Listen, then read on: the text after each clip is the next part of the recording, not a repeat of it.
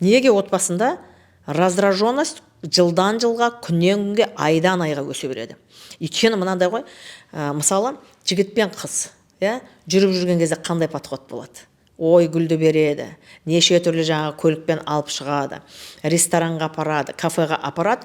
Яны қыздың, қыз деген эмоциональный ғой, қыз деген вообще әйел деген эмоциямен қабылдайды да бәрін.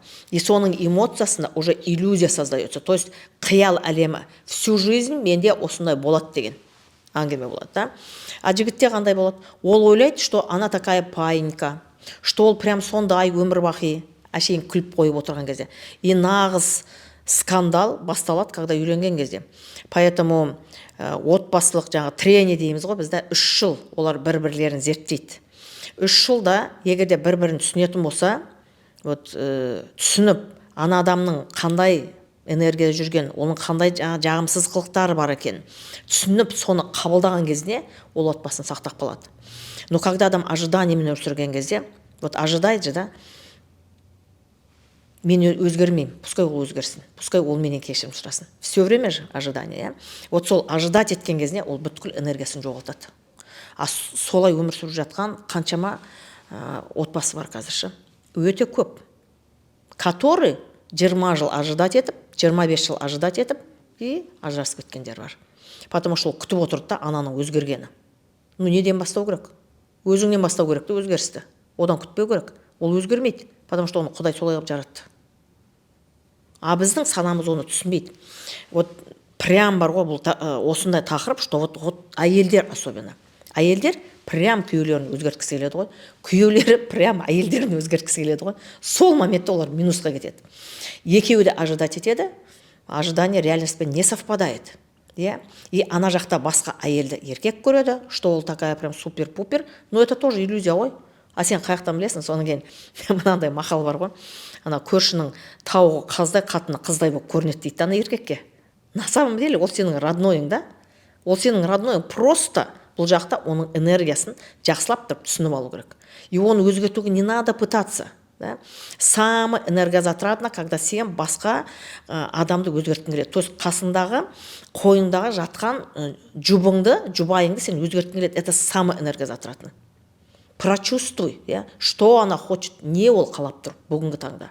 Сен нені дұрыс жасамай жатырсың? Екінші жолы сен ол қателік жасама. Чуть-чуть хотя бы шаг назад сделай. Кішкене артқа шегін. Мейлі сен еркек бол, мейлі сен әйел бол. Иногда бывает, әйелдерде жоқ ол даналық. Ол қиындау болады. Иногда бывает, еркектер сабырлы болады. Но әйелі сондай болады, андай эмоциональный. И ол отбасында благодаря еркекке сохраняется ол семья. Өте көп ондайлар менде, өте көп ондай кейстер. 90%, 90% благодаря әйелге, потому что әйел деген не? Ол всегда бала-шағасын ойлайды. Ол всегда ойлайды, мынау әкесі қалса не болады? Мейлі, ішсе де мейлі. Жүре берсінші не болса да. Бір күні болмаса, бір күні ол жаңағы өзгереді ғой дейді. Но оның өзгере ме, өзгермей ме бір Құдай біледі ғой. Ол саған байланысты ғой. Өзгереді. Егерде әйел мықты болса, әйел даналық болса, ол өзгереді да. Опять әйелдер қазір айтады ғой, мәні қайтадан біз виноватпыз, біз бәріне кінәліміз. Жоқ. Бүгінгі күнде мына ғылым бізге не береді? Вообще жастардың бәріне повезло. Просто ана адамның энергиясын білесің, туған күніне байланысты, и саған ол сәйкес келе ме, сәйкес келмей ме? Бітті сол жақтың точка қоя сал. Қиял әлемінде өмір сүрудің қажет емес. И сол кезде сенде прям мынандай идеальный пара болады да, и сен оны түсінесің, сен осознанно күйеуге тиесің уже. А зачем мучиться, когда саған өмір бір-ақ рет беріледі? И ондайлар өте көп. Енді мына жерде махаббат күтеді ғой. Махаббат күтеді, а махаббат жоқ. Қара, махаббат күтеді, махаббат жоқ. И махаббат күткен кезінде ол махаббат сен ала алмайсың. И мына жақта безвозмездный махаббат болу керек. А махаббатты не үшін күтеді? Значит, ол махаббаттың артына не тұр? Ақша тұр ма? Или ол өзін мойындатқысы келе ма? Қайтадан да. Бұл жақта егерде адамда шынайы махаббат болатын болса, ол ештеңе күтпейді одан. Просто оны жақсы көреді болды. Анандай со всеми прелестями дейміз ғой, оның минусымен, оның плюсымен соны просто қабылдайды ол болды. Оны өзгерткісі келмейді да анау. Но когда адам өзгерткісі келген кезде, ол адамда махаббат жоқ, ол адамда нәпсі бар. И нәпсі сынады. Неге? Өйткені ол адам өзгермейді да. Но вот сенде шынайы махаббат болған кезде, ол адам өзгереді. Ол адам өзгереді да. И в реальности ол менің даже өмірімде болды ғой. Менің жолдасым 6-лық, оны келесі видеода айтамыз ғой деймін.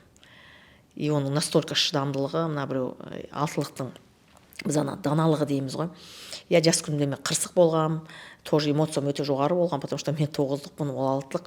Бірақ ода даналық болды да. Бүгінгі таңда мен оған басым деймін. Неге де шынымды айтсамшы, неге ода действительно махаббат болды. Мен енді айта алмаймын да, менде болды деп. Мүмкін менде еркелік болған шығар, а ода действительно махаббат болды. Именно соның махаббатты біздің отбасымыз сақтап қалды да. Ну, наверное, менікі даналық болған шығар. Талай дүние болды да. Но мен айта алмаймын өзім туралы, но мен жолдасым туралы айтамын да. Действительно ода махаббат болды. Прям шынайы мені минус мен плюсының бәрімен қабылдады ғой. Наверное, соның арқасында мен өскен шығармын. Соның арқасында осында бренд жасаған шығармын да мен. Өйткені егер де ол махаббат болмай, представляешь, мен жарты жолда тастап кететін болса, бітті ғой, қалдың ғой сен де, ешкімге керек емессің. И соның шынайы махаббаты мені өсірді, осындай деңгейге жеткізді. Поэтому міндетті түрде комментарийға жазыңыздар. Сен бересің ма махаббатыңды жаңағы жолдасыңа, күйеуіңе, или сенің күйеуіңе махаббат аласың ма? И сіздер сол адамға бас иіңіздер.